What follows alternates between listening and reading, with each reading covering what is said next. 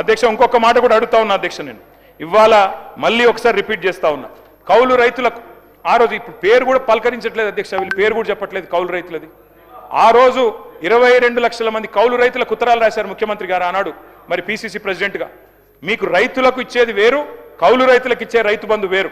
రైతులకు ఇచ్చేది భూ యజమానులకు ఇచ్చేది ఇస్తాం, కౌలు రైతులకు ఇచ్చే 15,000 కూడా ఇస్తామన్నారు అధ్యక్ష. ఇటు రైతుకు దిక్కు లేదు, అటు కౌలు రైతుకు దిక్కు లేదు, ఇద్దరు కూడా ఇవాళ ఆకాశం వైపు చూస్తా ఉన్నారు అధ్యక్ష. బోనస్ గురించి గొప్పగా చెప్పారు మా మిత్రులు, నిన్న గవర్నర్ అడ్రస్లో చెప్పారు అధ్యక్ష. ఇది కాంగ్రెస్ పార్టీ మేనిఫెస్టో, దీని రచయిత శ్రీధర్ బాబు గారు అధ్యక్ష, చైర్మన్. వారు అందులో రాసింది అధ్యక్ష ఆనాడు ఒక్క వరి గురించి కాదు, రచయిత సార్ మీరు. ఆ రోజు చెప్పింది అధ్యక్ష, వరి ధాన్యానికి 500 బోనస్, మొక్కజొన్నకు 400 బోనస్, కందులకు 400 బోనస్, సోయాబీన్కు మరి 500 బోనస్, పత్తికి 500 బోనస్. ఇది మొత్తం మీరు రాసిందే శ్రీధర్ బాబు గారు, మాది కాదు. మరి ఏ ఒక్క పంట కన్నా ఇచ్చారా? వడ్లల్లో కూడా కటింగులు పెట్టి సన్న బియ్యం అని చెప్పి తప్పించుకునే ప్రయత్నం తప్ప ఇలా రాష్ట్రంలోని రైతులు అన్ని చూస్తూ ఉన్నారనే మాట చెప్తా ఉన్నా అధ్యక్ష.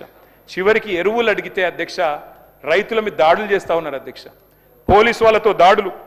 ఈ రకంగా పరిస్థితి ఈరోజు రాష్ట్రంలో ఉంది అధ్యక్ష. ఇంకా విచిత్రం అధ్యక్ష, ఈ మధ్యన యూరియా ఇచ్చే ఆలోచన లేక, యూరియా ఇచ్చే మరి ప్రణాళిక లేక, షాపులో ఇవ్వాల్సిన యూరియా యాప్ ద్వారా ఇస్తామంటున్నారు అధ్యక్ష. యాప్లో ఎప్పుడు ఉంటుంది అధ్యక్ష? షాపులో ఉంటేనే కదా అధ్యక్ష యాప్లో ఉండేది. అంటే ఇవాళ పరిస్థితి ఎన్ని తిప్పలు పడుతున్నారో దీన్ని బట్టి అర్థం చేసుకోవచ్చు అధ్యక్ష. అధ్యక్ష ఈ మధ్యన మన ముఖ్యమంత్రి గారు మరి ఆయన 3 రోజుల పాటు హార్వర్డ్లో చాలా విషయాలు నేర్చుకుని వచ్చారంట అధ్యక్ష.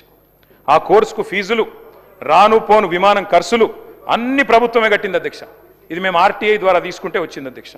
మరి నేను అడుగుతున్నా అధ్యక్ష, విద్యాశాఖ మంత్రి గారు ముచ్చటపడి 3 రోజులు చదువుకుంటేనేమో ప్రభుత్వం పైసలు కడుతుంది, మరి రాష్ట్రంలో ఉండే లక్షలాది మంది విద్యార్థుల ఫీజు బకాయిలు ఇయ్యరా సార్?